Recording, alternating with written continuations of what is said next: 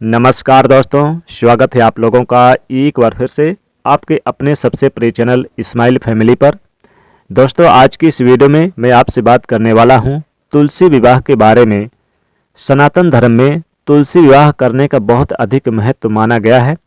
कार्तिक मास के देव उठनी एकादशी के दिन जब भगवान श्री हरि विष्णु योग निद्रा से जागृत अवस्था में आते हैं तो भगवान श्री हरि विष्णु के शालिग्राम स्वरूप के साथ तुलसी का विवाह संपन्न करा करके और उसके बाद जो भी शुभ और मांगलिक कार्य रुके हुए होते हैं उन सब का प्रारंभ हो जाता है।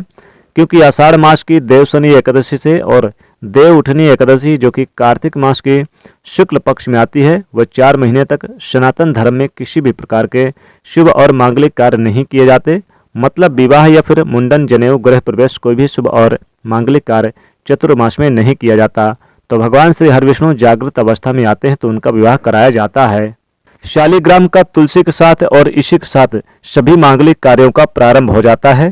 तो तुलसी विवाह सनातन धर्म में अत्यंत महत्व माना गया है। तो आज की वीडियो में आप जानेंगे कि साल 2023 में तुलसी विवाह कब है, तुलसी विवाह का शुभ मुहूर्त क्या होगा, किस समय में आपको तुलसी का विवाह संपन्न कराना है और घर में अगर आप तुलसी का विवाह स्वयं से संपन्न करवाते हैं तो आपको किस विधि से तुलसी का विवाह शालिग्राम से करना है। तुलसी विवाह के लिए तुलसी कैसी होनी चाहिए, रामा तुलसी या फिर श्यामा तुलसी। एक प्रश्न आता है कि हर बार क्या हम तुलसी नहीं लेकर आएं, उन्हीं के साथ हम विवाह संपन्न कराएं, या फिर जो हमारे घर में पहले से तुलसी है क्या हम उनका विवाह करवा सकते हैं। अगला जो आपका प्रश्न आता है, क्या तुलसी के विवाह के बाद दान करना जरूरी है, दान कर देना चाहिए, और घर पे शालिग्राम ना हो तो तुलसी के विवाह किस प्रकार से संपन्न कराएं। मतलब तुलसी विवाह से संबंधित सारी जानकारी आपको आज की इस वीडियो में मिलने वाली है। तो वीडियो बहुत महत्वपूर्ण है, पूरा जरूर देख लीजिएगा। अच्छी लगे तो वीडियो को लाइक भी जरूर कीजिएगा।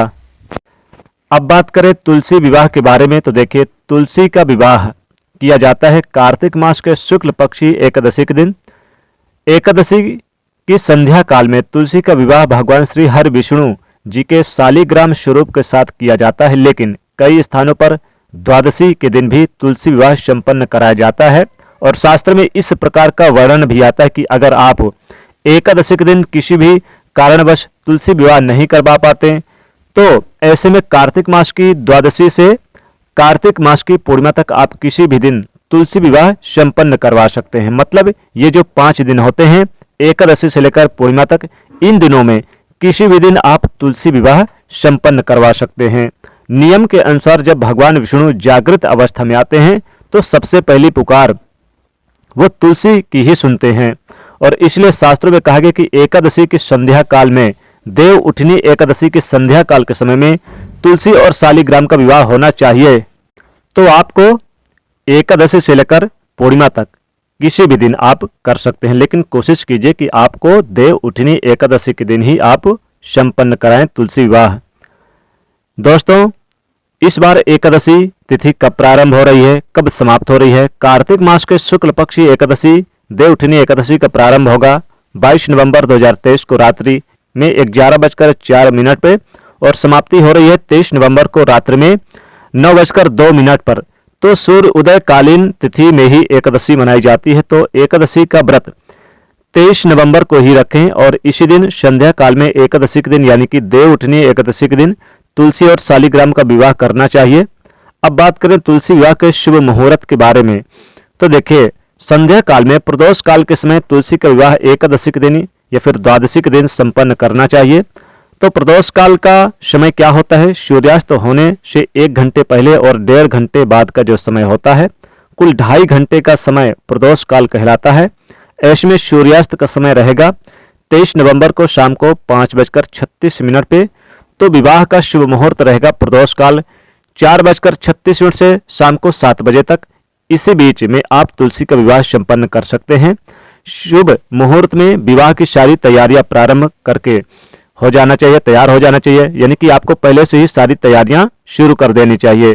और जब शुभ मुहूर्त आए तो पूजा पाठ करें। तो शाम के समय प्रदोष काल से पहले आप स्नान कर लीजिए। घर के सभी सदस्य स्नान वगैरह स्वच्छ वस्त्र धारण करें। इस दिन नए वस्त्र धारण करना अति उत्तम होता है।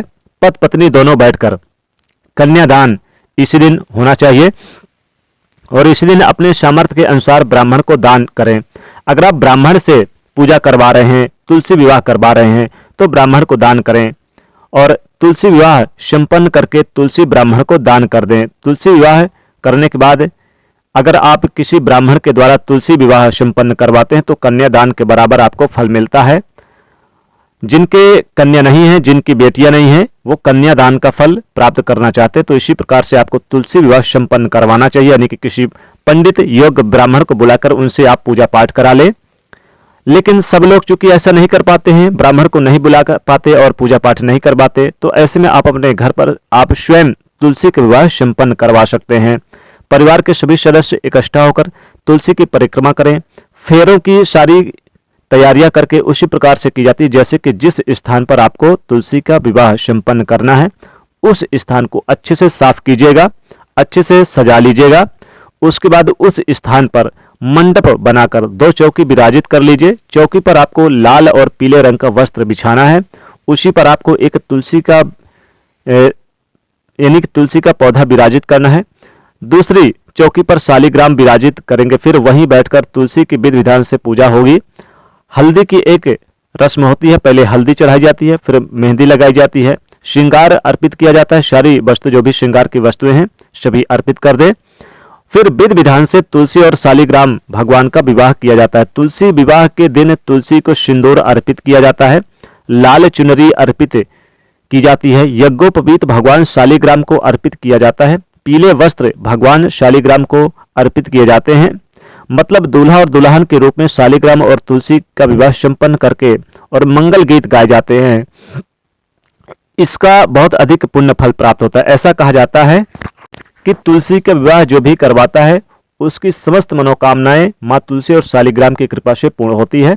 दाम्पत्य जीवन में अगर आपकी परेशानी है तो आपको प्रत्येक वर्ष तुलसी विवाह संपन्न करना चाहिए। देवउठनी एकादशी के दिन घर में मांगलिक कार्य रुके हुए हैं, बच्चों की शादियां रुकी हुई है या फिर कोई भी शुभ कार्य आपके घर में नहीं हो रहा, इसका मतलब है कि पितृदोष आपके घर में विराजित है या फिर वास्तु दोष है, मंगल दोष है, शनि दोष है, तो आपको तुलसी विवाह प्रत्येक वर्ष जरूर करनी चाहिए।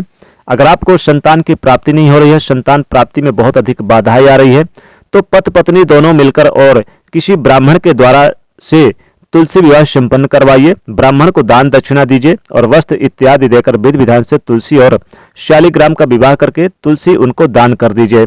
इस विधि से आप विवाह करवाते हैं तो तुलसी का जो कृपा है वो तो मिलेगा। तो मान लीजिए, विश्वास कीजिए कि बहुत जल्दी आपके घर में उत्तम और योग्य संतान की प्राप्ति होगी।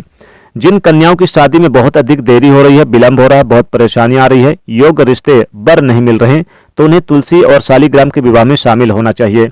जो लोग धन प्राप्ति करवाना चाहते हैं, जो लोग रातों रात यानी कि मालामाल बनना चाहते हैं, करोड़पति बनना चाहते हैं, अपार धन संपत्ति के मालिक बनना चाहते हैं, व्यापार चले, नौकरी में उन्हें अच्छी तरक्की मिले, वो लोग जरूर शालिग्राम और तुलसी जी की जब विवाह हो तो उसमें मंगल गीत गाएं और यानी कि तुलसी विवाह में शामिल हो। दोस्तों, इस प्रकार से करें, विशेष लाभ होता है। और मान लीजिए जिनके घर में शालिग्राम नहीं है वो कैसे कराएं। अब बात ये भी प्रश्न चूंकि ये भी आता है दोस्तों, अगर आपके घर में शालिग्राम नहीं है तो आप भगवान विष्णु जी की जो फोटो है या फिर मूर्ति है तो आप उसे भी वहीं पर रखकर आप पूजा करवा सकते हैं। क्योंकि जब शालिग्राम, चूंकि बहुत सारे लोग अपने घर पे नहीं रख पाते, क्योंकि जो नियम होते हैं उन नियमों का पालन भी करना होता है तो नहीं रख पाते, तो आपकी मूर्ति भगवान विष्णु जी की या फिर फोटो है तो उसे भी रखकर आप शादी संपन्न करवा सकते हैं। तो इस विधि से भी आप ये तुलसी विवाह संपन्न करवाइए। दोस्तों, आशा करता हूं ये वीडियो आपको काफी अच्छी लगी होगी। ये जो महत्वपूर्ण जानकारी हमने बताया है ये आपको बेहद समझ में आ गई होगी और बहुत ही अच्छी लगी है। तो दोस्तों, इस वीडियो को आप लाइक जरूर कर दीजिएगा और दोस्तों को भी ज्यादा से ज्यादा शेयर कर दीजिएगा और कमेंट में लिखेगा जय मां लक्ष्मी, जय मां तुलसी।